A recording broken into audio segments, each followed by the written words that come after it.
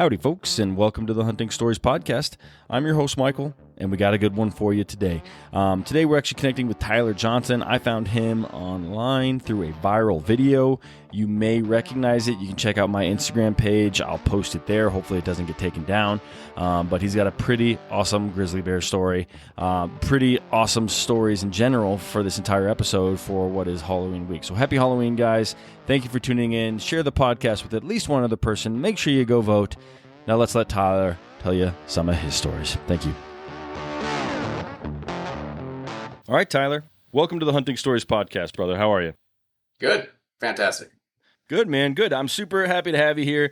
I won't say why, because basically I heard about your story and I don't want to ruin it for the listeners, but I reached out to you and you were more than willing to come on and tell some stories for us today. So I want to say thank you very much, brother. I really do appreciate it.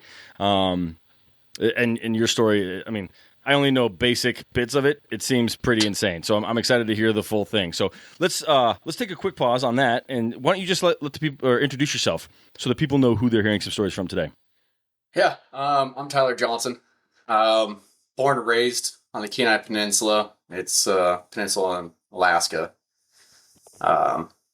Grew up hunting with my father and grandpa all around the Kenai. So I'm not a stranger to hunting. Yeah. It's just kind of something I grew up with. Gotcha, man. Where are you located now?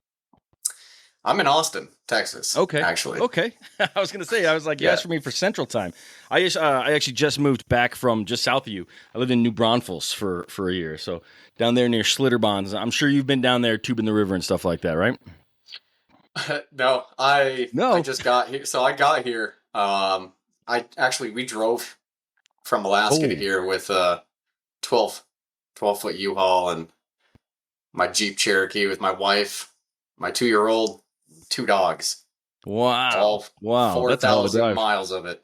And then flew back up to Alaska, and then this happened, so. No way. What took you all the way to Austin, if you don't mind me asking? Well, my wife's in podcasting, and I wanted to do a little bit more exploring in my life. Yeah. And I said, shoot, fuck it, let's go to another extreme, from one extreme to the next, right? So right, yeah, your average temperature just went up like 90 degrees. Yeah. Yeah. Yeah, it's hot. That's cool, man. That's cool. Yeah, Austin's a great town, and Joe Rogan's doing some fun stuff there. I bet you'll have a great time there. And if you need some hunting buddies, let me know. I got some folks down there that might be interested in. Well, we'll see. You know, sometimes people hold that stuff close to the chest, but yeah, we'll talk about that after. I got you. I don't want to promise too much on air.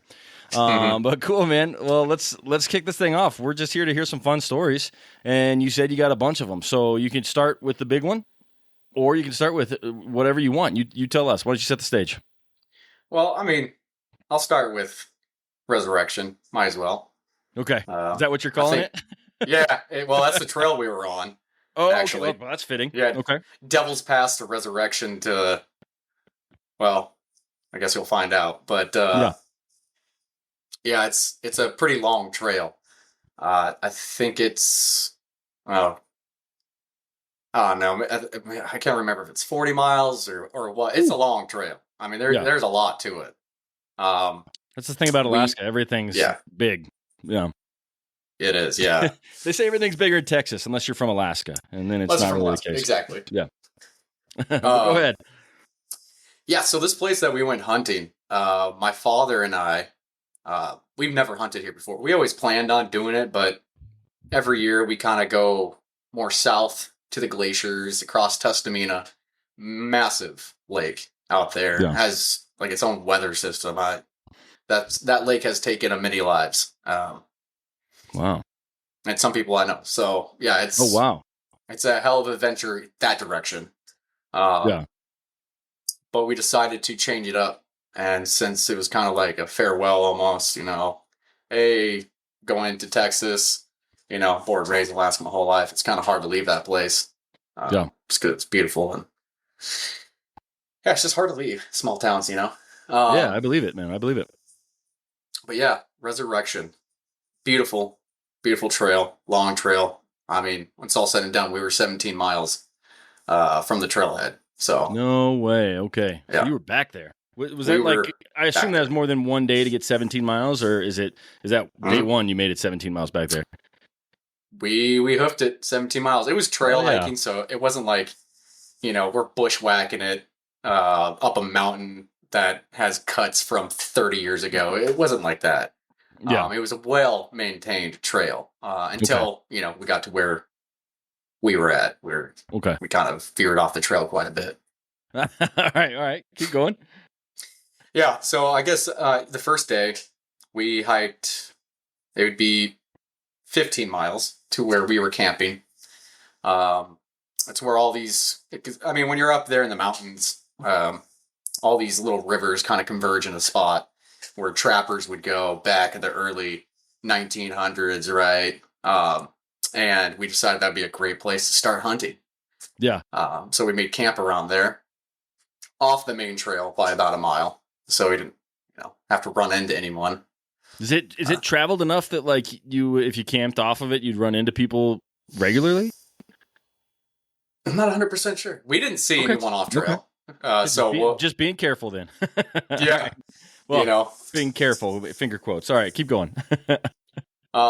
So yeah, that first day we just, we hiked all the way out there, and it was a long hike. So, we camped out, got ready for the next day. And, the second day we're hunting first of all, we're hunting for black bear, right? So side hilling, they're on blueberries. They're good hunting in fall because all they're doing is eating blueberries, and pretty easy to walk up on. But that first day we killed one before that has that blueberry diet. Oh yeah. Yeah. Okay. The reason I ask is I've heard that when bears eat like all berries, they just have this super sweet, delicious meat. And I've also heard when they eat all fish, they're disgusting. So is that the case when you have like that bear that's just stuffed full of blueberries, that they like have a purple hue to their meat and it's just spectacular? Yeah. Yep. Oh, yeah. That's on my bucket list. Okay. That's good, man. I do recommend it. Hunting black bears on the Kenai Peninsula. This year we didn't see one. We saw a bear, but not a black bear. But typically when we go hunting where we're at, we'd see, we're way back there where we usually hunt on Testamina. We see, like 8 to 10 black bears a day, and we're going for sheep. So it's like, okay, well, we're going to hold off on you until like the last day. I'm like, okay, I'll get a black bear kind of thing. So they're plentiful up there. Cool. Very cool, man. Very cool. I took you off track there asking about blueberry bears, but keep going. Oh yeah, blueberry bears. It's a good way to get distracted by. But yeah, that's what we were hunting for. And that second day when we were up there, beautiful day, 62, 65 degrees in Alaska. It's beautiful. We decided to go up to what we could find out was like the tallest point around that day. And it took us all day to get up there. We didn't see any animals, unfortunately, that day.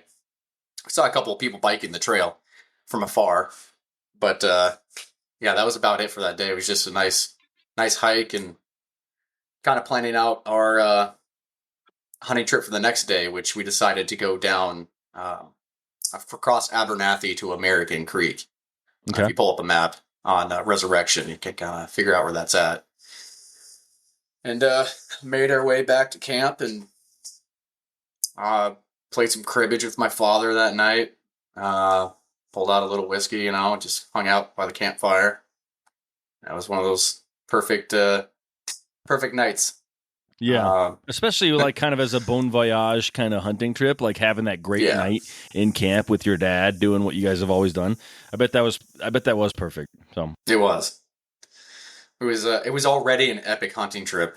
Just the little stuff that we saw and kind of walked across. It was already a pretty awesome trip. I didn't know it was going to get even more epic the next day, but to say the least. Yeah, right. But yeah, I guess I'll start off with that. I woke up and it was bluebird out that day. There was not a cloud in the sky. And we almost, for a second that morning, we like looked at each other like, maybe we just want to pan the creek because there's potentially you might be able to find some gold in those creeks. But cool. Yeah, I thought so. Like, hell yeah, man! I stuck my hand in there, didn't get anything, obviously, but it's just kind of cool, Like there's a potential that you can stick in and grab a nugget of gold. That's super cool. That's super cool. Let me ask a quick question about like you said you woke up and it was bluebird, or it was like. I know in the middle of the summer, it's like sunshine, 23 plus hours, sometimes 24 hours a day. In this trip, like what time does the sun rise and what time does the sun set?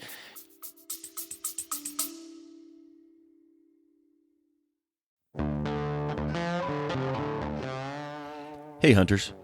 Have you ever had one of those stories, the ones that you didn't want to tell, the ones that end in failure? Yeah, I've been there. Actually, you know what? The culprit for me usually is bad optics, or worse, lack of using my optics at all. Picture this.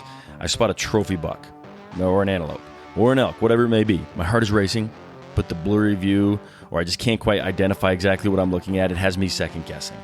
Well, that's where Vortex Optics comes in. With crystal clear glass and rugged durability, Vortex gives you the confidence to take the shot. Don't let poor optics ruin your story. Make every moment count. Upgrade to Vortex and turn your hunting tales into triumphs. Visit vortexoptics.com today.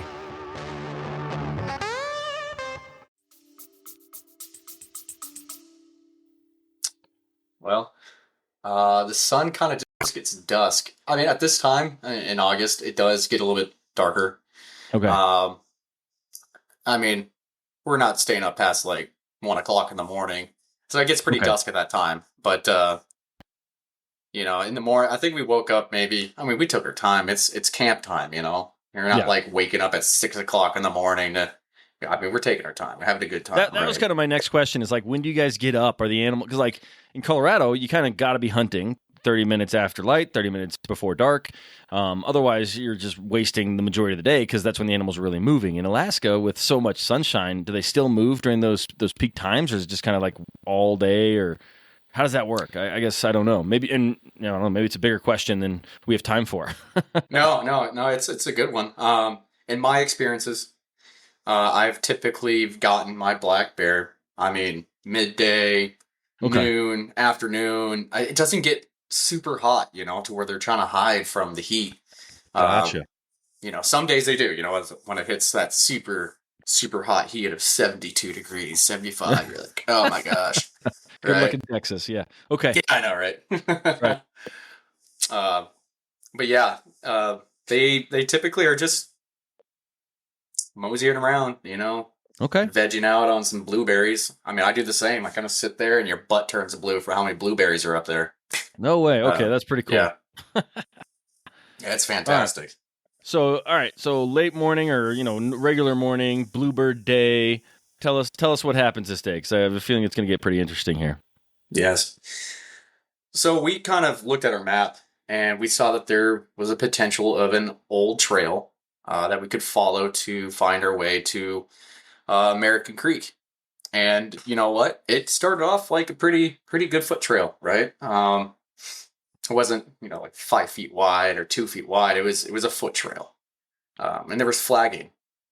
At the very beginning, the flagging was pretty visible. You'd find one flag, pick your head up and look around, might find it in like 10 seconds or maybe right away, or maybe even 30 seconds, right? Yeah. And I think we started at 11 o'clock, started walking, maybe even 10:30. But, we're moving. We don't have a lot in our backpack except for like game bags and our rifle. I had a lever action 22. If we saw a black bear, my dad had his 30-06. So. Okay, got it. And also we what were you hoping to get with that 22? Just like, I don't know what's up there, grouse? Some grouse. Okay. Some birds. I got one earlier. This like the first day on our walk out there. It's bird. Got it. Threw it in my breakfast. The next day. Awesome. Okay. Yeah, it was fantastic. Top ramen tastes amazing up there. When you're out hunting. You know what I mean? Yeah, I bet. Yeah. So you get a little bit of fresh meat. You're like, that's like, damn, it's good. Oh yeah, absolutely. Getting a grouse, you can only peak refuel so many times in a row before just like even just grouse or a rabbit or whatever just tastes so good. So good. So okay. Yeah, top ramen tastes amazing. Honestly, like it's not like I look forward to top ramen. It's kind of weird, but yeah. So we're clicking along, just moving and side hilling at this moment because we're kind of in between two mountains, a ravine area, and the trail starts to disappear a little bit to where there was a few moments where I'd be leading and then I'd take a game trail on accident and like, okay, where's the flags? And we have to turn around and like, oh, here's a trail, right? Yeah. There was a lot of bear scat on the trail, but it wasn't like, I didn't go down and pick it up and like, yes, there's a bear here. Yeah. 5 hours ago. No, I didn't do that. But you could tell that, like, there's bears around, dude. I mean, yeah. You're in Alaska, right? Attention. And for the most part, right? And yeah, it's probably about 1 o'clock. We kind of get to where it opens up to this bowl area. Take some pictures. We can see a flag way out in the distance. The grass at this time, I mean, it looks like it's like 2 feet tall, but once you start getting into it, it's like above your head. Jesus, okay. It's just like, yeah, it was horrible hiking there for a bit. And at that point, my father and I, without saying anything, because we know each other pretty well when it comes to this, like, even if we did see a black bear, I don't know if we would have shot it. At this moment, we're just kind of like a father-son hike at that moment towards the end, like, I would not want to drag a bear out of this, that'd be horrendous. It wasn't good hiking. Okay. All right. But we wanted to keep on going, it's curiosity, right? So I wonder what's going to be behind the next ridge, just keep on going. So we just kept on going. And there was a moment around 2:30. It did get to, like about ankle high, kind of mossy, feet are getting a little bit wet, big open area. You're in this beautiful bowl. The sun's on you. There was no wind. So the bugs were kind of like attacking you a little bit. Oh, ugh, I hate that. Okay. Yeah. And we lost the flag there for a bit. We can see out in front of us, probably about 50 yards, willows and alders. I don't know if you ever hiked through willows and alders, but they are extremely difficult to move through with a pack or just in general. Okay. They're very strong but flimsy, like tree, shrubbery. Anyways, it's like a wall. It's like a wall of them, and we see one flag, but we can't find where someone might have cut a path through them. So we're walking up and down this kind of, swampy-ish, facing this wall of trees, and my dad's, there's a flag. So he goes ahead of me about 15 yards, and so I'm following behind him. And it's this, like, cut. So you can see these really old cuts, come through, and, this flag that is just weathered and almost white. I mean, it's really hard to see. I mean, they've been here for a while. Okay. So I don't want to speculate. Maybe like 20 years. I felt like there's no one been on this trail forever. And the only thing that would have been using this trail, moose, bears, what have you. Yeah. Animals will take the path of least resistance, just like us, right? And my dad takes that, so it kind of goes through like almost like a tunnel. It's about, I don't know, 10 feet, 10 yards. I don't know. It's not really long tunnel, but my dad exits out when I'm just kind of entering into it, to where I can just feel like you get down on your hands and knees to get through this tunnel, or is it just like no? It was like, almost orchard like, but okay, much, if that makes sense. Yeah, right? No, it does. Yeah. The shrubbery are just above your head, right? And you can just walk through and kind of like turn your shoulders through it, right? Yeah. And so my dad exits and I'm, getting into it. And when I'm exiting out, my dad is now in front of me up a little hill, right? And the grass is about waist to chest high. And right when I exit, and let me explain something here too. It kind of opened up like a bowl, like another bowl, like a little open area, like a little meadow, right? That's surrounded by all these alders and like almost like a fighting ring. in a way, right? Foreshadowing, okay. Foreshadow, yeah, right. There's a little creek, just a little creek you're walking through and stuff. And I take about 5 steps out of that to that open area. And I don't know if you've ever heard a bear, like a bear, like a brown bear, grizzly bear, do its growl. No, I've never been close. I don't even. I'm sure I've seen one at a zoo or something, but I have not lived that experience, which is fine by me. But yeah, no, I've not. I've not heard it. But continue, because yeah, I'm terrified for you already.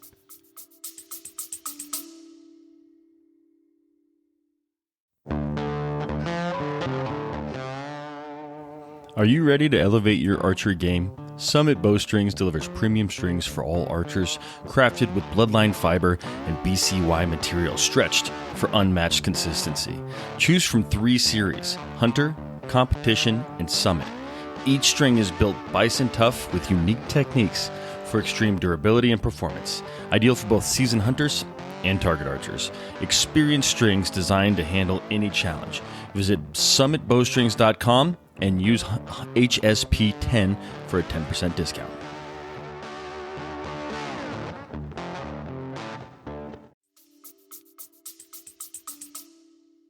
Yeah, it makes you skin turn.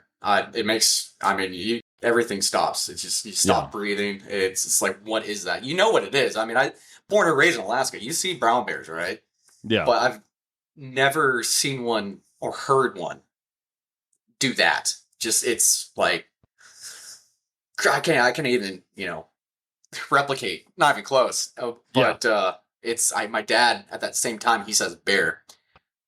And to pull back a little bit, my father, he's been a fish and wildlife game warden for 34 years. Gosh, so he's got all the experience. He's seen everything. Yes. Okay. Yes. And bear safety. I was in bear safety classes. My dad taught those classes, right? So we're both, I have a 10 millimeter, my Springfield. My dad has a Glock 40 that he's issued for work, right, on his chest. Yeah. I had mine on my hip. So we,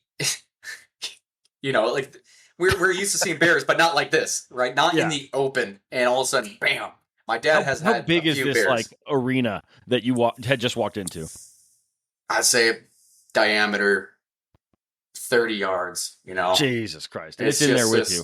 Yeah. So you kind of walk into its pit. Yeah, right, ding ding, and I tell you what, bears don't waste any muscle movements when they are going to do something. It's with a purpose, and they are fast. Yeah, I've heard that. Yeah, I've seen some YouTube videos of bears just sprinting through the forest. Yeah, and that was coming at my dad, and he's yelling bear, and she was about the same color as the grass, so I can hear this monster break through the alders, sprinting towards my dad. She was about 15 yards away from us to start. It's almost like a triangle. My dad's 15 yards from me, and between me and my dad, if you kind of had in between point between us, just beeline it over to the left 15 yards. So it's like we're triangulated right there, right? Yeah. And she darts towards my dad. And I can just hear her go just right towards him. And he says, bear. And he turns his back because he has a backpack on. Because, when you're about to be pounced on by a behemoth like that, it's turn your back and cover your back of your neck and pray that she doesn't chomp on the back of your head. Yeah. And so he was turning at that moment. And when he turned, I think he said he was grabbing the gun on his holster. And he was turning away from the bear. And when he was turning away from it, the bear changed directions and came at this guy right here. And Jesus, man. I had to be like, oh, shit. So I'm seeing, bear's going towards my dad. Oh, that's a brown bear. Oh, that thing's moving. Oh, shit. At me, like, it's coming at me. Like, fuck. Right? Like, do something, dude. Yeah. To put it lightly, fuck. Yeah. Yeah, to put it lightly. And, like I said, my dad, if you had the brains, kind of turn away and let it get your back. I had a different reaction to it, and I went for my gun. And I had the police holster. I had a police holster, and that has a strap going over the top of the holster. So someone can't just, go up and snag your gun. But I don't think a bear is going to go up and snag my gun out of my holster. So maybe I had the wrong type of holster for the situation. But yeah. Hindsight's 2020. Okay. So right. I made it work. Okay. Kind of. Yeah, kind of. And she gets to me so fast, dude. I just, something that massive, moving that fast is just, I would say unnatural, but that's natural for them, right? Yeah. They book it hard. I just almost low to the ground and then pounced up at me. And when she was pouncing up at me, I was kind of turning away my left shoulder towards her because I had my gun on my right side. So my reaction was, turn my shoulder so I have a little bit more space to pull my gun out of my holster. And she pounced up, slapped me across my left shoulder, which I have a external frame backpack. And I do believe that thing saved my face from getting ripped off from her claws. I believe it. 100%. Quick question that I just thought of here. She was pretty aggressive pretty quickly. Was it just because you were in her bubble? Did she have cubs? Was she eating? What specifically fired her up so that she attacked you so quick? Because you popped out into that area and she just came after you. She just went pop right towards us, right? And that is not, you don't expect that from a brown bear. At least, they don't do that unless they have a very good reason to do something like that. And we didn't know till later that she had cubs. Okay. That's the number one thing you hear. Okay. Yep. And so she jumped up and a mama bear fighting for her cubs, they ferocious. Yeah. And dude, you're so lucky that backpack saved your face. I believe. I know. I could see the paws coming in and just hitting that frame and moving because your torso's attached. Your head and your whole body moving with her paw and just keeping you just far enough away to keep you looking still pretty. So thank you. Yeah, pretty enough. We'll go with that. Pretty enough, right? So she smacks me, and when she made impact with me, it was like getting hit by an NFL linebacker. And how I always described it was like Terry Tate from the old NFL commercials. Yeah, Terry Train. Whoop, whoop, office linebacker. Boom. Yeah, the office linebacker. And she hit me and my legs went up above my head. So she hit me pretty good, right? And at that same time when she hit me, I was able to unholster my pistol. I said unsheath in the fucking video, but not sue me, right? I just got chewed on by a bear. Anyways. Yeah. Unsheath my pistol. Anyways. So she hit me. I pulled my gun out, and unfortunately, my left leg got in the way. Damn it, of my pistol. Yeah. You need one warm-up shot, right? Yeah, right. Just make sure the gun works. Got to go through some meat, right? No reason not to shoot your other leg. Yeah, 10 millimeter has some penetrating power. I can tell you that. Fucking went right through, right above my kneecap. I'm going to assume, because we're talking here right now, it didn't hit anything vital, right? It wasn't or maybe I'm jumping ahead in the story. Maybe I'll ask that question later. No, they say it's $1 million wound. Didn't hit me in the ass. But, I'm paying $1 million for it right now. No, not really. Yeah. It just blew the front part of my quad. So. Yeah. Not bad. Yeah. But nothing immediately life-threatening. So not that we knew at the moment. Okay, let's put a pin in that because that sounds like we're gonna learn more. So let's keep going. Yeah. So she smacked me. I put a hole through my leg, and I put 7 more rounds. Maybe that one went through my leg into her. I like to think it did. Maybe I'm batting in 1,000, but 7 more rounds went into her neck, jaw, face, she was on top of me at that moment. So it was just like, boom, she's on top of me. I have now my pistol on my chest with both my hands shooting upwards at her. And jeez, man. When that was happening, there's this weird moment where I remember seeing a collar underneath all that fur. I just remember saying, oh, she's a collared bear. That sentence went through my fucking head at that time. Why? I don't know. Whatever. But, it's a collared bear. Shoot, shoot, shoot, right? Yeah. And I put that 7th round, 8th round, up into her face. I don't know if I hit her spine. I don't know if I brained her or what. But the timeline of her growling and her falling over was probably about 10 seconds. Jesus Christ. 12, maybe. Right? It's hard to tell. Yeah, I wasn't sitting there counting like 1 Mississippi, 2 Mississippi, right? I lose track of time when like a elk walks nearby me, let alone when a bear's attacking me. Like I would have no idea what the concept of time. So ballpark. We're comfortable with ballpark times.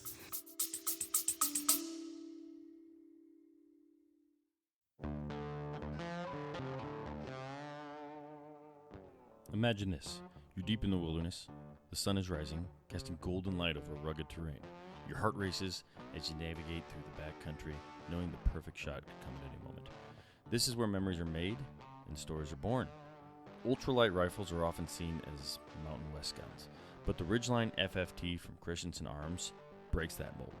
This stellar, lightweight rifle is your perfect companion, whether you're in the backcountry or box blind, ensuring you never have to switch between your builds. With its aero-grade carbon fiber barrel and stock, the Ridgeline FFT is incredibly lightweight, yet powerful. Thanks to its innovative side baffle brake, it reduces recoil even on a 5-pound gun shooting magnum calibers. It's like black magic. As a sub-MOA tack driver made in America, the Ridgeline FFT is for those who seek the thrill of the hunt and the joy of storytelling. Picture yourself returning to camp, Ridgeline FFT in hand, ready to share the day's adventures. Head to your local shop, pick one up. You've got to feel this rifle to believe it. Let the Ridgeline FFT be part of your hunting stories and the legacy you pass down.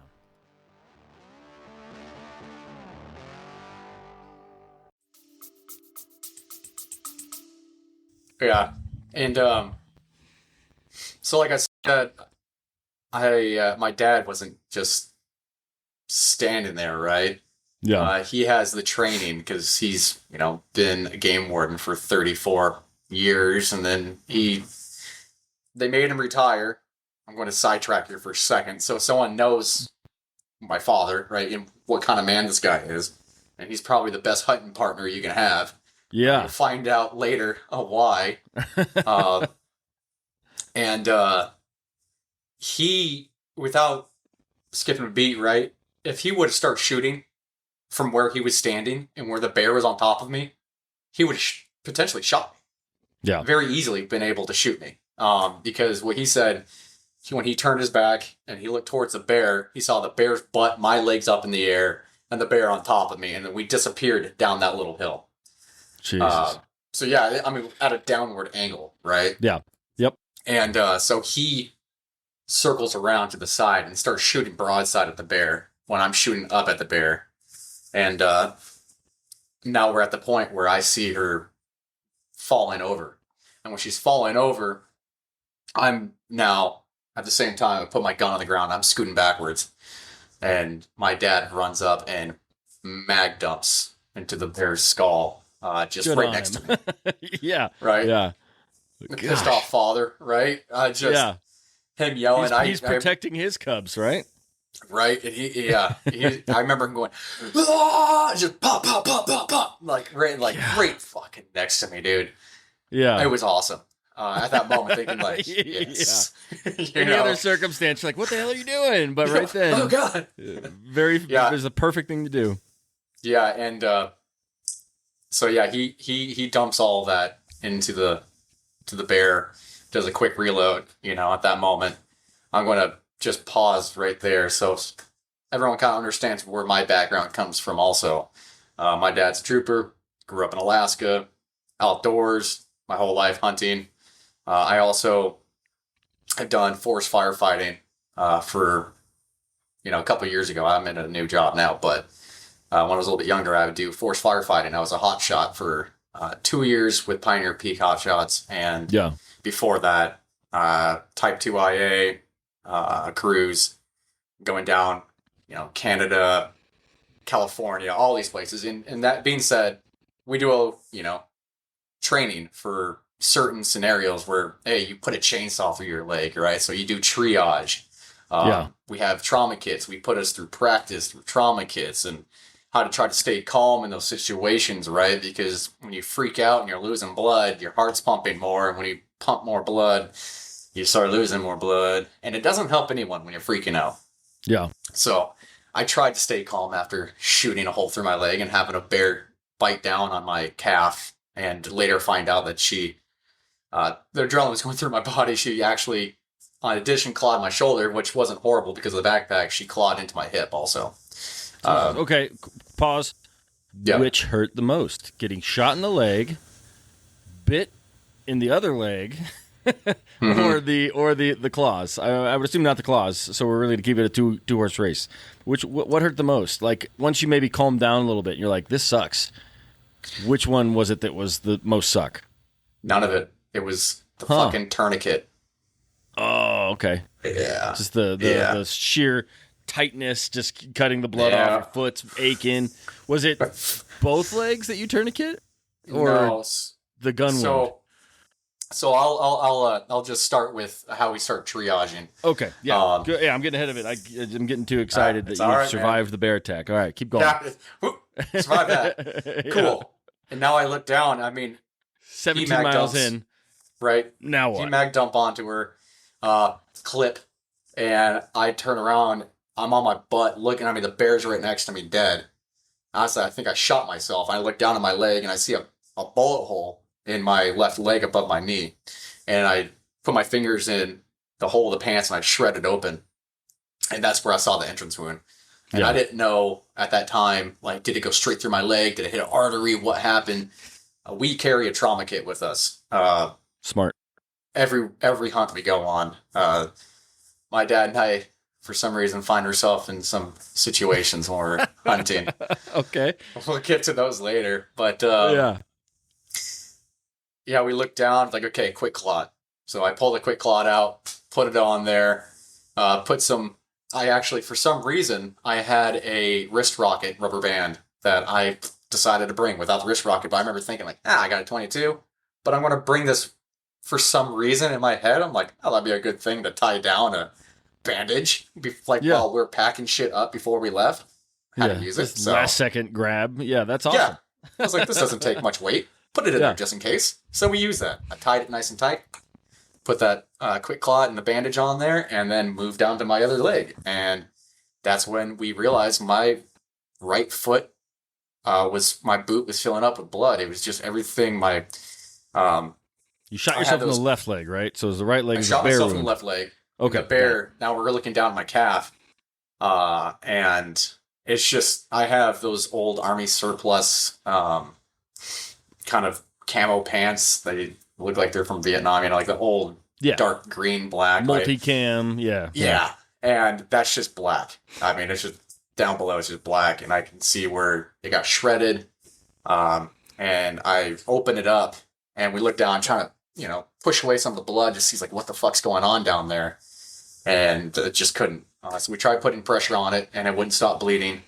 So that's when my dad took the tourniquet, the one with the metal bar going through it, and shit. Okay. I remember, I'm trying to stay very calm in the situation, right? We're both trying to stay calm, so we take a second to put the tourniquet on, and I remember my dad twisting the tourniquet. He's like, how's that feel? I'm like, oh yeah, that's really tight. Oh, fuck. And then he goes, crank, and cranks it again. I go, oh, shit. And he's like, all right, that's how you do it. Then, okay, that's funny. So you say you're being calm, and I'll vouch for that because I want to know, when did you take the video? Because I saw this video of you being like, hey, just got attacked by a grizzly. shot myself in the leg, but I don't remember seeing a bandage on your leg or the quick clot. So did you make that video before you were dressing this stuff or after? So there's so many different variations of that video out there, that they did. But so right after we put that tourniquet on, in most of the videos, you'll see that I point out where I shot myself and I had that bandage in my head, or in my hand. And then, the bandage that I had, it said quick clot on it. It was like a ace bandage with a brick of quick clot. I've never seen that. I guess so. It was different. Yeah. But I wrapped that on my leg. Anyways, moving forward, listeners will probably know what I'm talking about. Either way, man, you were cool as a cucumber in that video. I'm like, man, this guy just got attacked by a bear and shot himself, and he's just like, look at this, guys. Yeah. And that's what had me reach out. I'm like, I got to talk to this guy because this is some crazy shit. But okay, keep going. Sorry. Yeah, so that happened after my dad went crank and then said, okay, start yelling. There might be more bears around. We don't know. And that's when my dad grabs his phone and uses the inReach. And smart. He knows, him being fishing while he's been CERT team also. I mean, the guy is just a unit. He's 58 years old. And then they had him retire from, being a fish and wildlife warden. And he said, fuck, I'm not done. And so the state troopers picked him up, and he went to Sitka, and he did the Alaska State Trooper thing, and he's a trooper. That's awesome, man. With all the 20-year-olds. So, yeah. Couldn't have been a better guy to have with you for this circumstance. Right? So he starts, in reaching some people, contacting emergency services and everything. And that's when I pull my phone out. And I'm like, well, this is a good time to document this. Yeah, okay. So someone knows, I don't know if I'm going to bleed out at that time, but I want, and that's it for me. I like videotaping. I like documenting, that's just who I am. I go hunting and hiking all the time and I videotape it all. So it was kind of like a calming, kind of like back to the familiar, right? Kind of talking to myself, talking my way through this. Yeah. Probably keeping yourself pretty calm by explaining it, so. Yeah. It was a weird, kind of calming thing that helped me. So and not to mention adrenaline definitely helped a little bit. I'm not going to. Yeah. Everyone out there the guy, adrenaline, it helped. I'm not going to lie. The fucking adrenaline helped. It's great in certain situations. But that wears off after a while. So how long did it take before it did wear off and now all of a sudden you're in just a ton of pain? So that probably took around 40 minutes, maybe 30. Okay. The timelines, I took that video 6 minutes after impact. And then I took another one 5 minutes after that, and then one 5 minutes after that. Okay. And then maybe another one after that. I don't 100% remember. But, the next moments was the sun on me. Ran out of water. So that was a thing. Kind of sucked. Is it because you were pouring it on the wound or just ran out? Just ran out. Okay. Yep. Can't win them all. Nope. Hindsight should have brought more, but we didn't. Yeah. And suck it up. So I remember those tourniquets, man.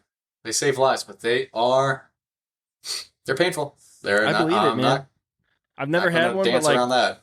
I don't even like when my hand falls asleep because of you sleep on it or whatever. And it's kind of the same concept, right? Your lack of blood. I just can't even imagine the kind of pain the fact that a bullet wound and a bear attack wound, the tourniquet's the thing that you remember is the most painful. Like, no thanks. Let me bring it into something where everyone can kind of imagine the feeling where everyone has had this happen to them. Please do. You're on the shitter and you're looking at your phone for too long. Oh no. You're right. Your feet go numb. And then that numb foot where you step in, it feels like pins and needles. Put into a bucket of fire. Oh, good God. And just hold it in there. Your leg's numb, but it feels like it's on fire. How can you put those two things together? I don't know. But it was like that. Yeah. And when we were waiting for the helicopter, I had some Norse music going, anything to keep me grounded. And my dad was kind of standing in front of the sun to block that. But I couldn't get comfortable, after a while, because this is when I find out the fucking bear clawed me in my hip, because I get to one side, I'm like, shit, that hurts. And then I'll lean on the other side, there's a bullet hole. Were you bleeding bad from either of the claw things, the shoulder or the hip? No. So the bullet cauterized, like blaster, right through the leg. So it didn't bleed that bad. Point blank. The hip where the bear got me. So this is how we found out too. I was not standing there. I wasn't fucking standing. I was laying down, and I remember, I got some tea pouches, because I quit chewing tobacco a while ago, and I had these things like Tizos, they have no nicotine, it's just tea. And I remember, I'm going to grab one of those, and I reached into my cargo pants, and I pull it out, and I look at it, and there's a fucking hole through it, a claw mark, just right through the middle of this can. I'm like, and almost comical, it just dumps out the dry leaves out of my, I was like, that sucks. Yeah. And then I looked down, I'm like, wait a second, why is there, my pants are all ripped. And then I put my hand in my pocket, I already kind of did the hand, like putting your hands up and down, trying to like pulling your hand out, any blood. Like you lost your keys. Yeah, I missed it. And I put my hand down where that hole is in my right side, and my finger fell into a crevice in my into my leg. I was like, oh shit. Jesus. Okay. Jesus, man. Another one to add, so I grabbed, my dad gave me his bandana, slapped it on my leg, and said, all right, back at it. So just sitting here. How long did it take for the helicopter to get there? 2 hours and 10 minutes. That's, I think, reasonable. I don't know how you feel about that, but for 17 miles in Alaska, I think that's pretty reasonable. Yeah, they had actually, it was kind of sucked at the same time, because there was a moment where we were there for about 40 minutes, and there was a helicopter that flew by. What? And it was like, I was like one of those moments, like, I'm over here. No, come back. Right? That's awful. That's like the worst thing that could happen. Good God. Psych. Oh my God. I can't even imagine. I can't imagine the high and the low of seeing that helicopter come and go. Oh God. Yeah, just the thought. And then one of the songs, another one of the high and the lows, one of the songs had like thopping noise at the very beginning. Yeah. Just a little bit like thump, thump, thump. And my dad goes, oh, I hear the helicopter. And that's about an hour and a half into it, where I'm like, this fucking sucks. And I'm like, oh my God. And then he says, oh, it's the song. I'm like, God. I'm going to die a little bit inside. Oh, man. Gosh, that's crazy. Yeah, I was laying face to face with that bear, because when I got quote unquote comfortable, I was on my stomach, and that bear was foot and a half in front of my face. The flies from the bear on their face was flying onto mine, but I wasn't moving. I had full intention of taking a video of that beautiful helicopter coming flying in, but when that beautiful helicopter came flying in, I didn't pick my head up. And I said, I ain't moving. I found a comfortable spot, ain't moving. Yeah. God, I believe it, man. That's crazy. Yeah. That's crazy. Man. I don't know. Keep going. I feel like whenever I ask questions, I derail the story. So keep going, and then I'll ask them at the end. So it was about 2 hours, 10 minutes. They actually had a Black Hawk on the way to pick me up. Yeah. But the troopers, as a contingency plan, had a helicopter come too, and they actually got there just before. Oh. And the trooper walked up, and I remember him just like coming up, and I picked my head up. He's like, well, you can wait, 15 more minutes for the helicopter. Other one, I was like, no, you get me the fuck out of here. Yeah. Like, I'll ride in a Black Hawk another time. Yeah, I'm good. Yeah. And so he rolls me onto a tarp. This he's fucking jacked too. Yeah. And he grabbed me from the shoulders and just yoinked me out of there. He dragged me through all of the bushes, because it landed about 50 yards away from us. And thank God we're at a big open area, right? And I remember him dragging me through the creek, and for that split second, I didn't feel any pain. All I felt was like a cold wash of water on my back. And then the pain came back. Okay. And then, they dropped me right at the skis of the helicopter, and I remember looking up, and the pilot looking at me and giving me a thumbs up, like, yeah. I'm like, fuck yeah, just get me in here, you know? Yeah. And we'll celebrate later, bud. Give me in here. Yeah, right. They open up the door, and they're like, my dad and him were about to try to help me. I said, I push away. I'm like, I'm getting in. I just kind of flop myself in there. Beautiful helicopter ride, man. Been in some helicopter rides doing firefighting, but this was the most painful, beautiful helicopter ride. I mean, you're going over the turning arm. It's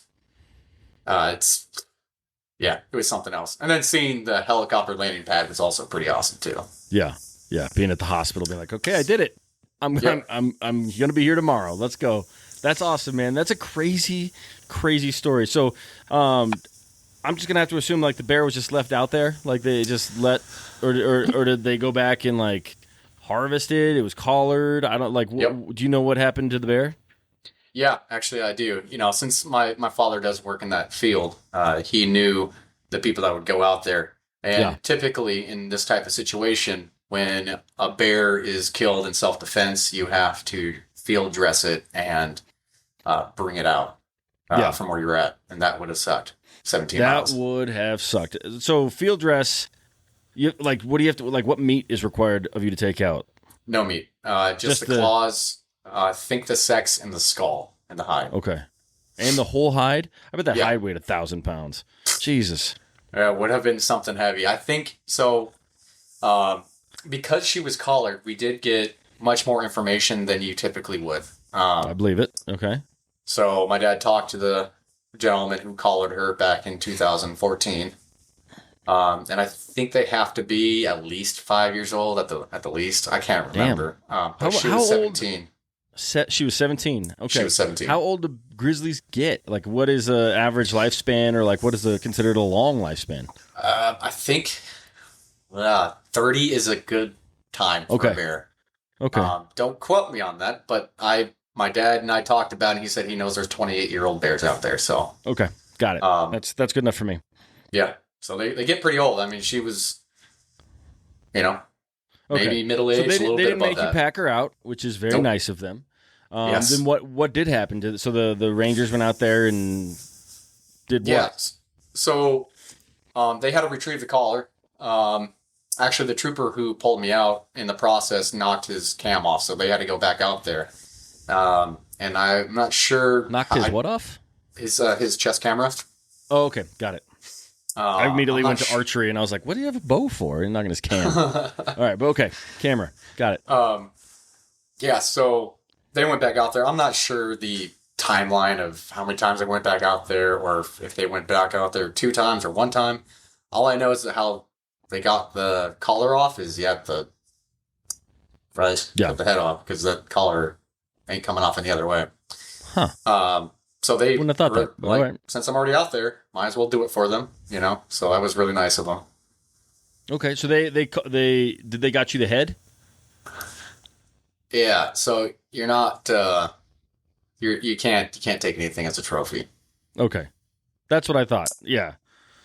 Okay. Mm-hmm. But they have the skull down at the station that they put into bugs, so it's fleshy. Take all that, and they put it together. So it should be done here shortly for at least a look at and see how many holes are in that, and then. I was going to say, put back together is a key point. I was thinking that thing had to be just pieces after what? You said the 26 rounds or something that you and your dad put into that like bear total? Whew, that's crazy, man. That's crazy. Yeah. I'm noticing you have a bear claw necklace. Is that at all from this bear? It was a gift from one of the PJs. So hey, gave it to me. I'm like, all right, cool, man. So I twisted her up and put her on my necklace. That's the one that got you in the hip, we'll have to assume. Yeah, and I mean, apparently this is when their claws are at their shortest. And it's still a pretty fucking big claw to wear around the neck, but it's a good reminder. Dude, that's crazy.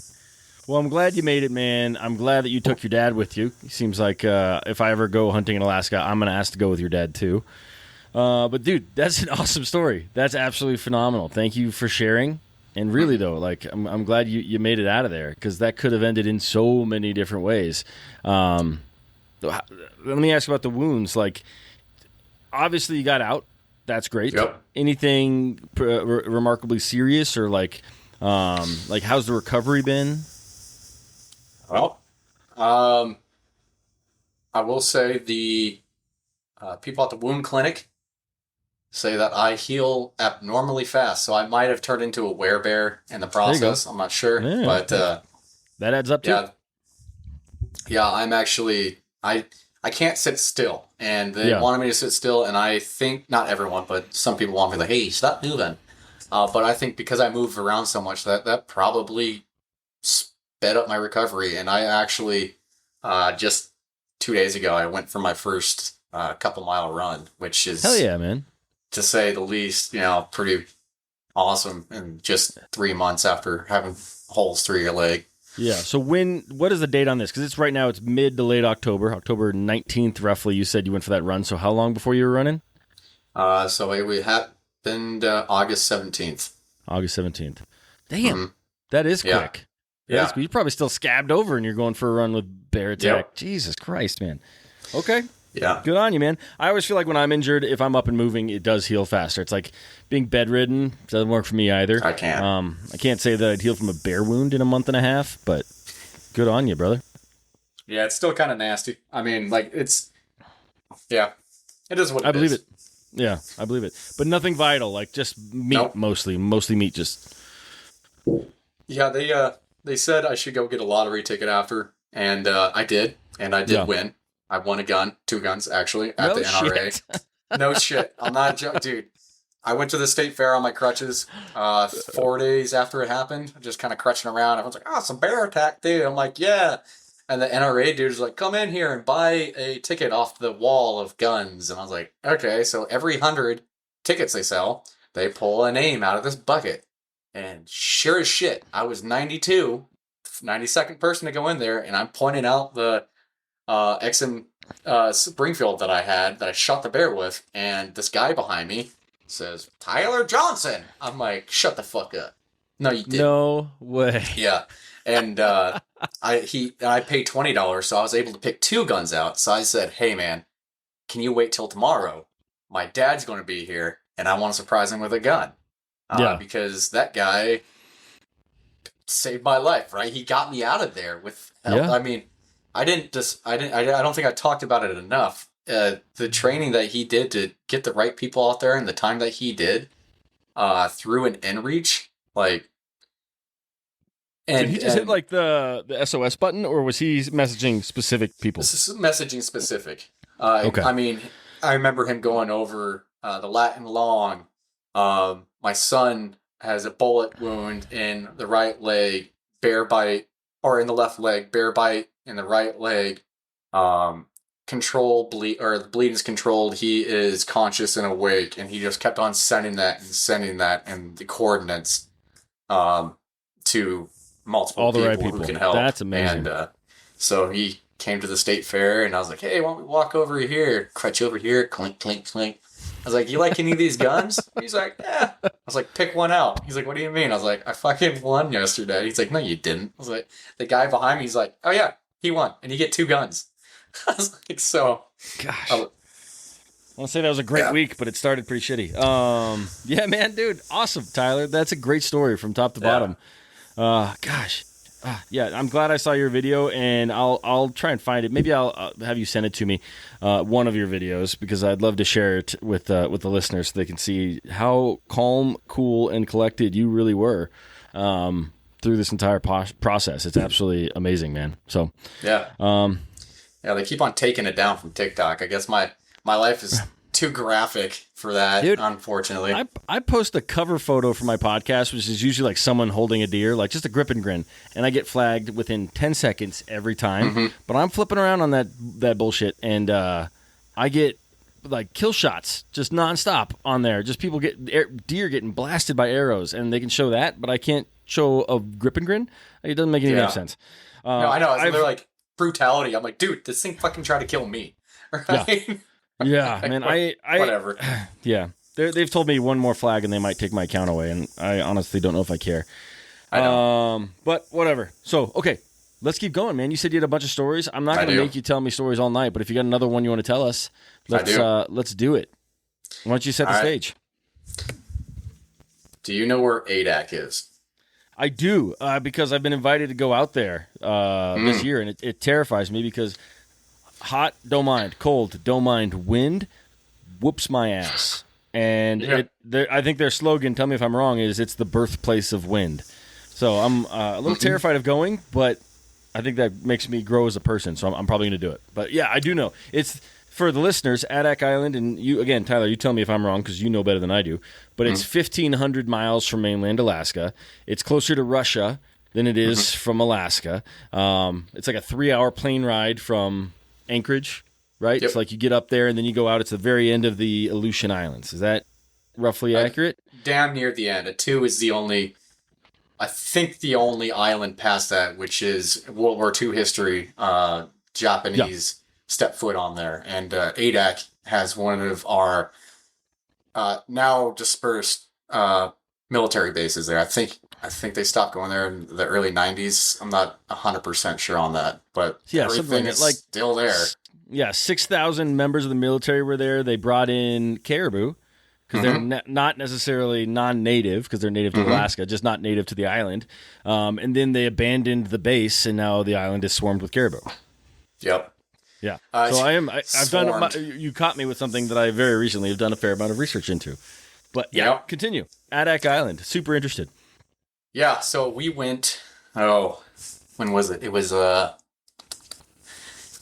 I think it was October. Come to find out, if you are going, go a little bit more towards December, January. Huh. By the way. Why is that? Because that's not when I was planning on going. So now I'm worried. But when are you planning on going? The trip is currently planned for August. Haven't paid any money or anything yet, but that's when they're going. Okay. Well, be prepared to ask someone to charter you a boat around and go to the other side of the island because they are the caribou that are swarming Adak are on the other side of the fucking island when I was there. Yeah. So I didn't see a damn caribou, but I do have a big story about this. So okay. What? And you were there, you said, again, October, right? I think it was October, November. There wasn't any snow. It was, so I can only imagine it was probably beginning of October. Maybe the end of August. It might have been August. Anyways, it was around this time when the caribou weren't on that side of the island. Okay. So for all your listeners out there, keep in mind you might want to go when there's snow. And they're easier to track when there's snow, right? Yeah. So there's that. It does suck, wind and snow. But how bad do you want your caribou? I don't know if I want it that bad, but we'll worry about that in August. Okay, keep going. Let's go back to your story. Okay. So we get there and we have a group of, I think there's about 10 of us. I'm kind of fly by the seat of my pants kind of guy. I didn't do any real research on Adak. I'm just kind of like, fuck it, another adventure. Let's go, man. I'm all about whatever. I'm good to go. So again, it's my dad and I, and another hunting partner of ours, Don. Great dude to go hunting with, man. Anyways, and there's another couple people that are with us, and I don't think anyone really did their research except for Don. And they probably thought you'd be shooting caribou from the back of a pickup truck while drinking Budweiser. It is not that, my friend. Yeah. I think the only people that were ready for, that type of situation were people who were a little bit more apt to go hiking a mountain on a regular basis, which Don and my dad, myself, that's what we do when we go hunting. So we're like, that. Cool, let's do it, So those guys, after, 2 days, they decided to stay back, and don't blame them.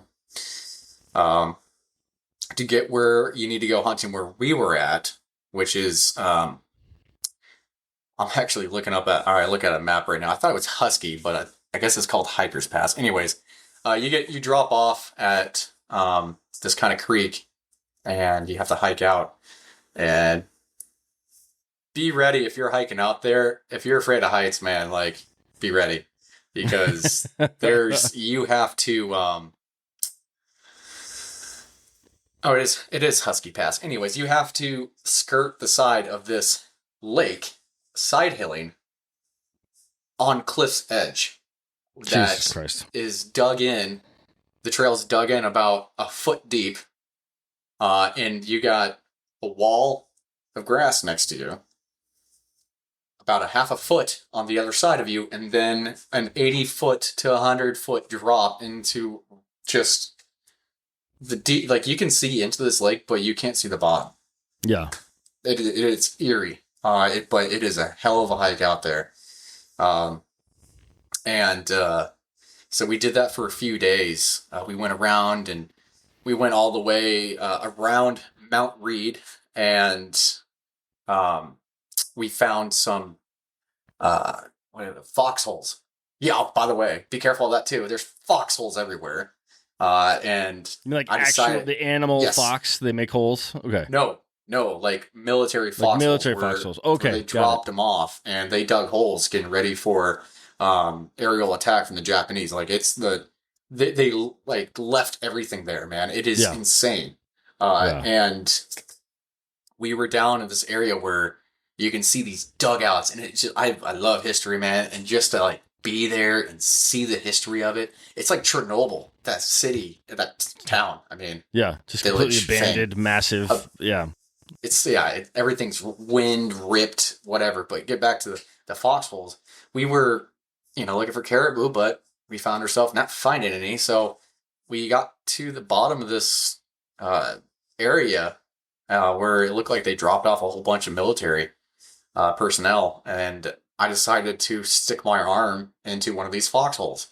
Jesus Christ. Okay. It's like, like I'm like poking in it, like what's in there, we'll use this term. We'll call it poking the bear for you. Yeah.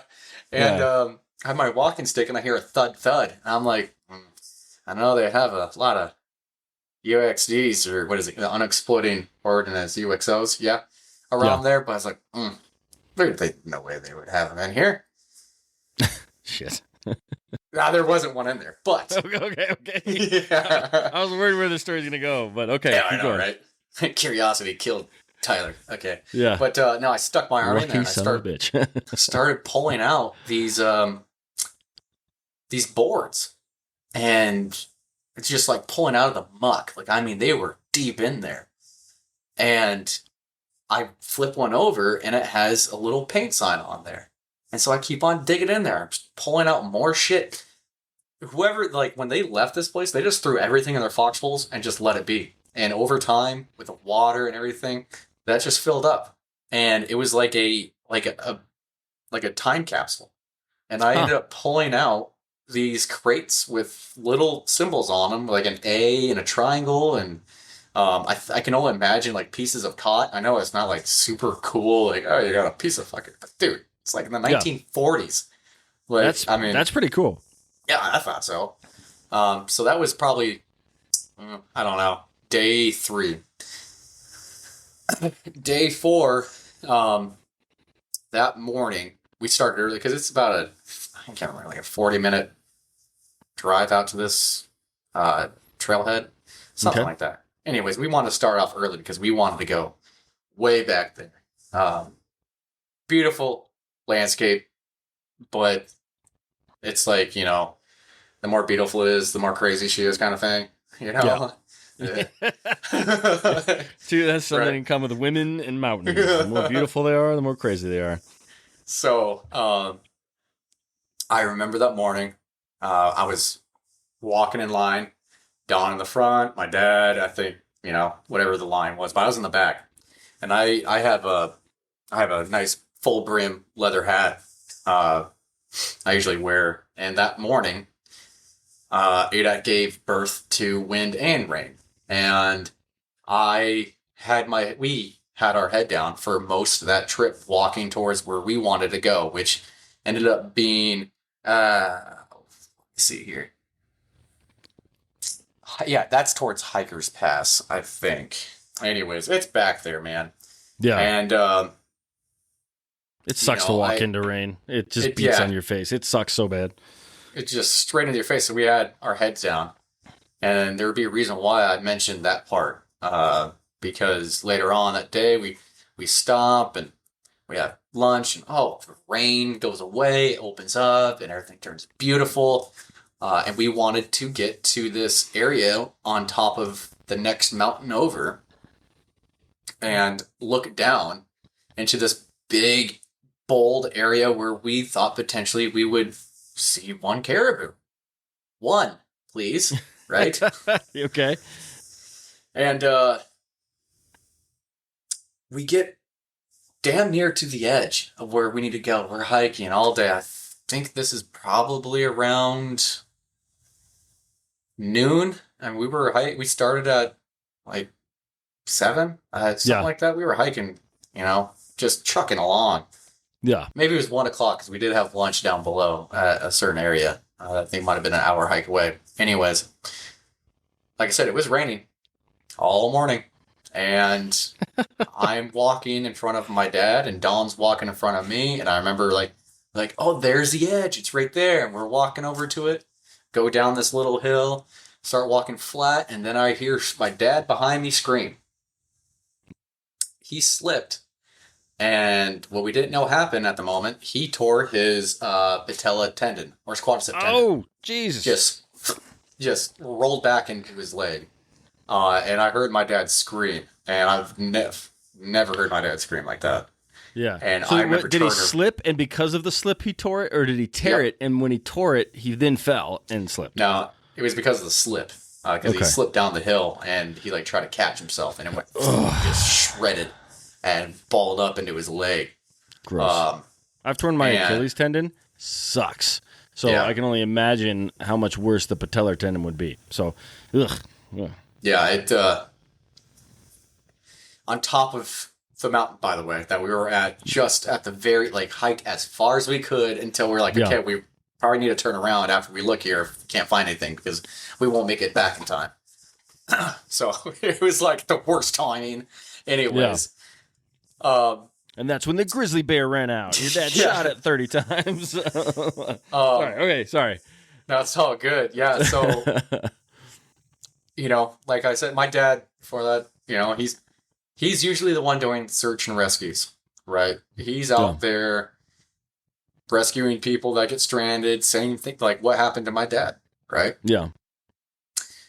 And so now we are met with this situation where we're on top of the mountain, and my dad is writhing in pain, and he's now he's shivering, and he's kind of going into what we suspect would be shock, right? From hiking all day, dehydrated potentially, and exhausted, and then having that happen. I think he's gonna listen to this. He was 55, 56. No, he was 56, I think. Old man. Yeah. Anyways. So I gotta give him shit.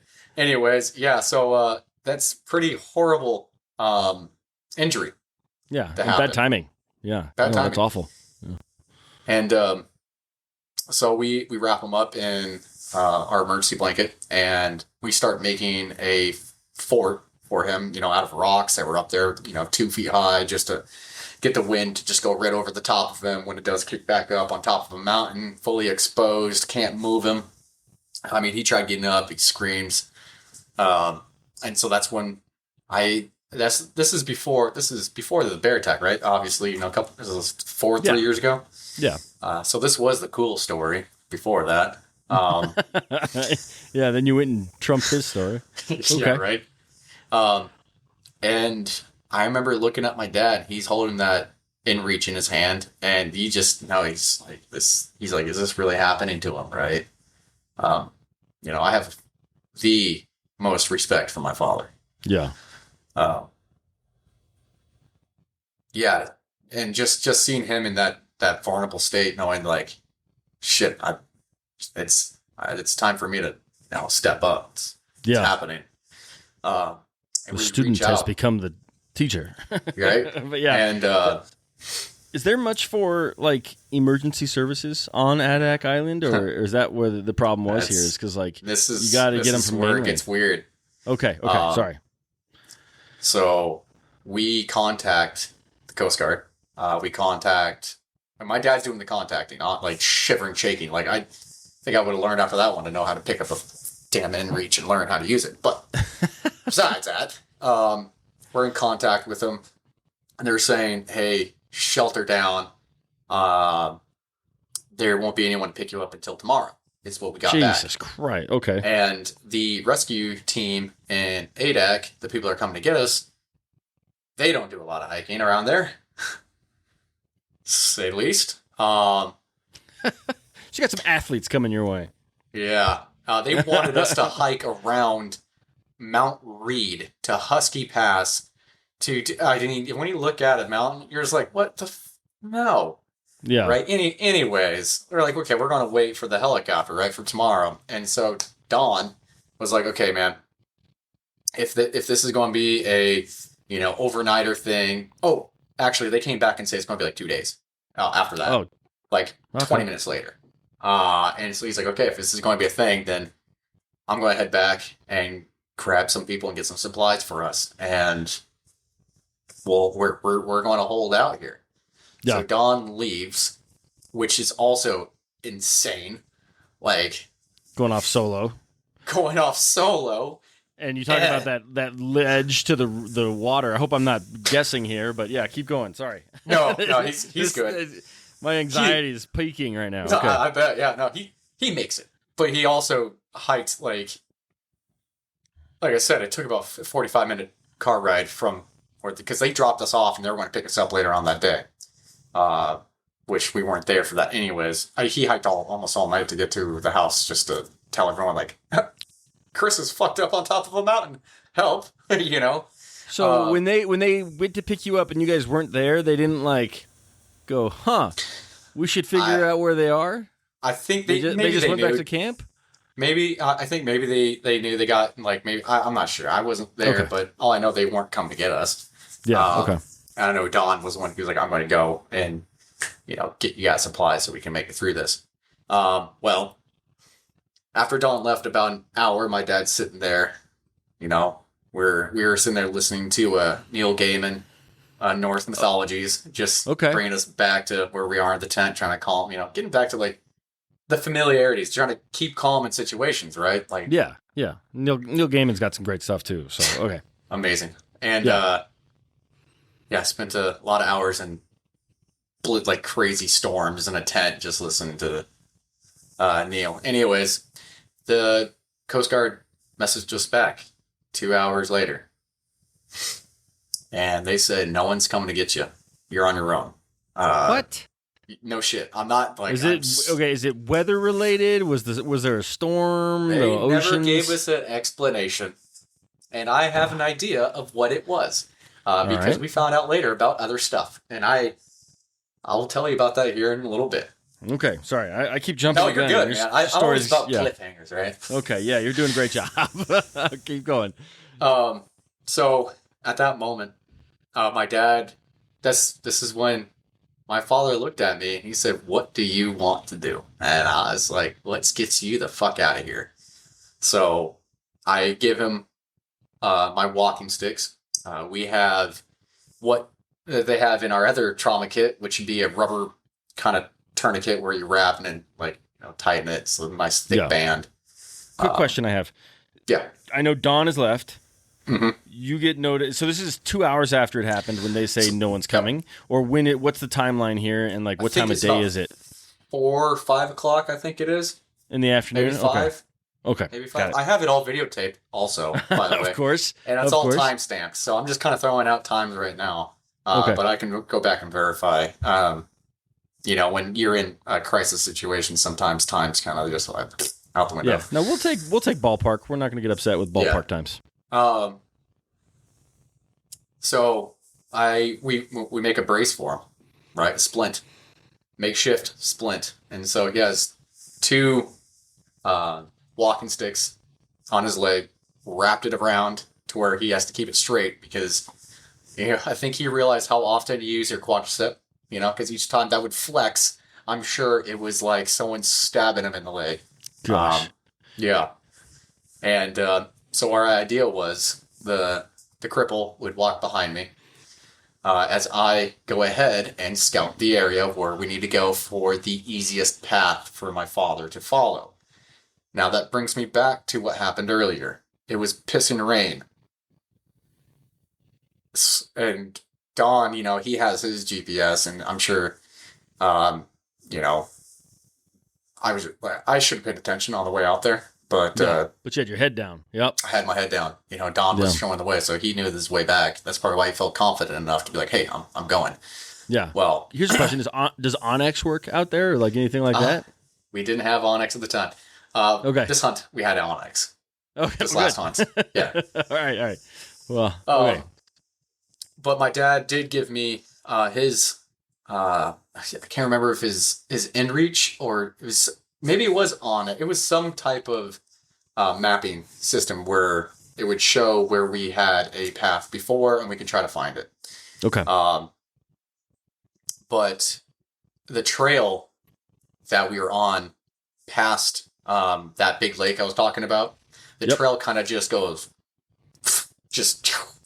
there's no real trail, just go, right? Just run out to the free, right? There's kind of a trail, but it's not really trafficked like, a lot of other trails. Anyway, so we're hiking, and I'm videotaping this time, and I'm on top of a ridge line. Now looking down, like I think we came from down there, and I'm looking over. It's like, okay, I see Husky where we were at the other day. I kind of see like the path where I potentially need to take, and so there was a moment where we had to cut down towards this canyon area, which then we would side skirt back towards that lake, which is about 4 miles away. And I go down this hill, and it's kind of at the bottom of this hill is rolling hills going up and down, up and down. I was like, I couldn't get a good look at where we had to go. And so I made a reference point, turned around, it's like, the moon is right there. Yep, the moon was right there. And I sprint ahead, and I look around. I had adrenaline, sprinting ahead, and I stop, I look, I'm like, I think we need to go there. And I turn around, and because I went up and down so many hills, that wind kicked up, and those clouds came in. Never make a moon or the stars your reference out in Adak, buddy. Because guess what? You will turn yourself around like a top. And this is where I learned where panic does not help. And I sprinted back trying to find, and everything looked the fuck insane, dude. It got so windy where you would yell and just, and then that wind would take your voice and just throw it to the side. Jesus. If you were 20 feet in front of me, I'm not going to yell, that's it. You wouldn't be able to hear me. Yeah. And I remember I was running and my heart's thumping. Like, where the fuck am I? Like, I did not just lose myself and lose my dad. Like, all this is going through my head. Like, I need to save him. Like, what is going on? And I said, stop, breathe. Just take a second here. You're not too far away. I mean, it was maybe like a 5-minute run, right? So I kind of have a general maybe idea where I need to go. And so I start moving a little bit slower. This is in the middle of the night, right? This is starting to get dusk. So at that time, we are now, time is against us to where I need to find this trail with my father, or else we are going to be bedded down. So it was, we were going against time at this moment. And long story short, I found my dad, and he was hobbling his crippled ass down this way, still making his way down that side of that mountain that, we were at previously, and he had no clue what just happened. And I wasn't about to tell him. So I was like, I'm staying a little bit closer to my dad.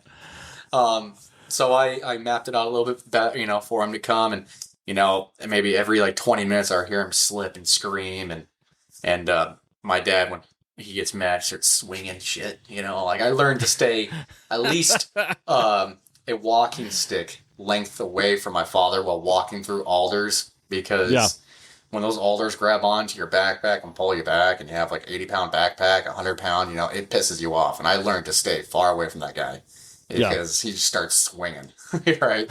But he didn't have anything to hit. He's just swinging at air. It's goddamn good. Anyways,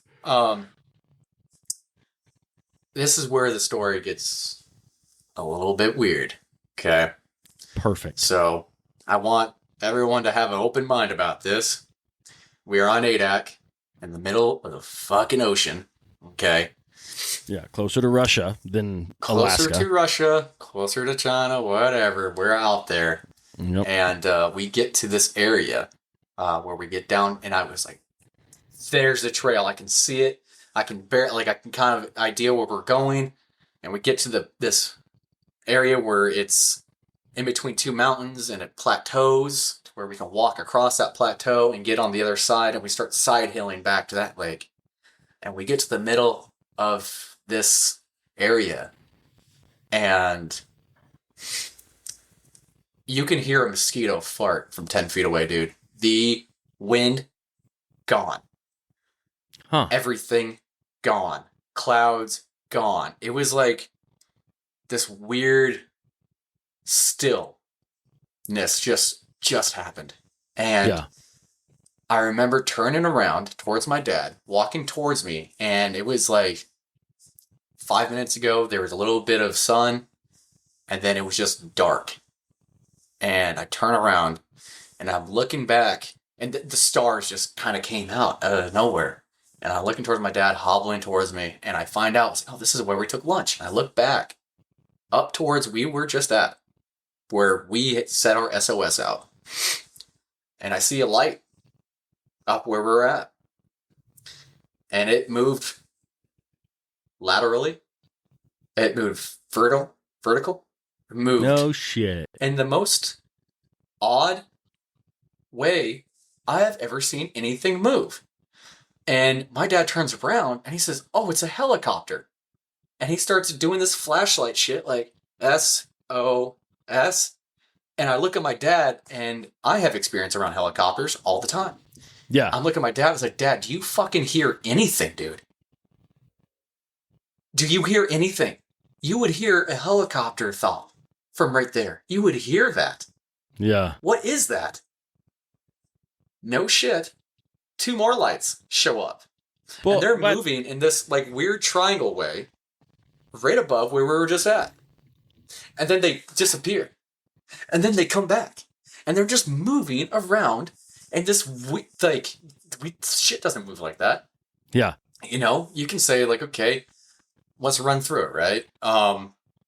It could be, what are those called? Those drones, right? Yeah. Where the fuck is that drone coming from in the middle of Adak? Also, if it's real quiet, you can hear drones. You can hear drones. They get that. Zzz, yeah. Yeah, so just chew on that for a moment. And I remember my dad, I look at him, I said, dude, stop that. I do not want to be anal probed right now. I said that out loud to my father. And that's something that I never thought I'd ever say. Yeah. And I tried taking a video of it. This is the whole, here we go. Where's the video evidence? Dude, I tried. You know what my phone said? 0 storage. Huh. And I have a very blurry, just a clip, and it's just like, it looks like a light. I'm like, what the shit? And 20 minutes later, my phone started recording again. Okay. Man. We can think of, like, whatever. It's cool. Yeah. We'll just move on from there. Yeah. Let that soak in for a second. Okay. It's weird in the middle. That's interesting. I like it. Yeah, this episode's coming out on Halloween, so this is right in the right train there. But I've seen some shit in the woods. I haven't seen anything like that. One time, I thought I was seeing that, what I think you think it was, and it was Starlink. But me and my buddy spent an hour staring at these satellites thinking, what the hell is that? Have you ever seen Starlink in the sky? Super weird. Super weird. Is it? No, I haven't. It's a string of lights that don't look like they're in the atmosphere, but they are. And they're completely silent. And they just were moving across the sky. And my buddy and I were like, okay, where's the nearest Air Force towns? And we're trying to figure it all out. And we stood there just staring at the sky for like an hour. And then we realized the sun was coming up and we were trying to hunt. So we like ran to the spot that we were going to hunt. Googled it later, took a bunch of photos, and figured out it was Starlink. But it's like 15 lights in a line is what Starlink is. Doesn't sound at all like what you were dealing with. No, yeah, this was it made my father. Yeah, I think it made him a believer. I'd like to think it did, but he's always been like, nah, that's impossible. Infinite universes out there, man. It's possible. Bro, that does not happen. Just saying, like, what is that? Why did it move? Like, it moved so fast and precise. Went into vision, came out like it flew away. I don't know. We can speculate on this a little bit. This is the Adak trip, so it's always full, and there's even more. So yeah. About 10 minutes later, like, okay, whatever that is, I'm on a mission. I need to get my father out. Be it UFO or Russia or China, whatever. I don't care. I'm getting my father out of here. That was my mission. Hell yeah. And so need him to shoot a bear in a couple of years. Yeah. Right. And we moved through the night, and where we were hiking, again, if you go out where we were at, you'll see that a lot of these trail, you are hiking on the knife's edge of a cliff, and in the dark with someone that has a braced leg when it's pissed rain all day.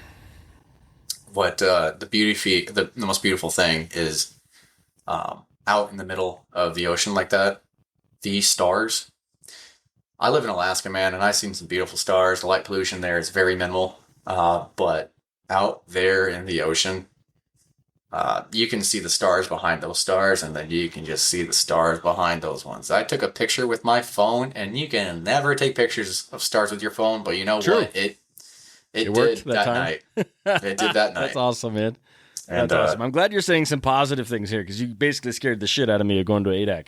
Now I'm hearing some of the beauty and some of the So okay, sorry. Oh, it's all right.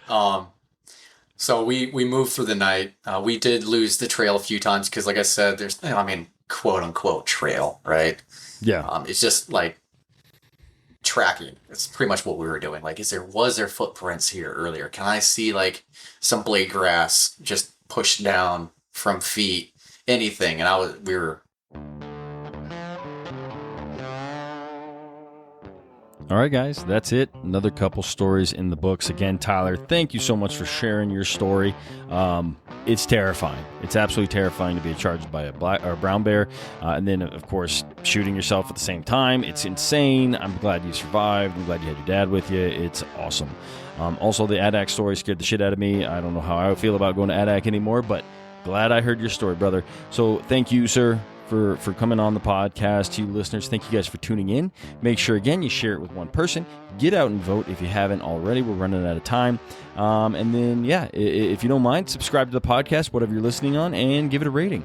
And that's it, guys. Thank you so much for tuning in. Now get out there and make some stories of your own.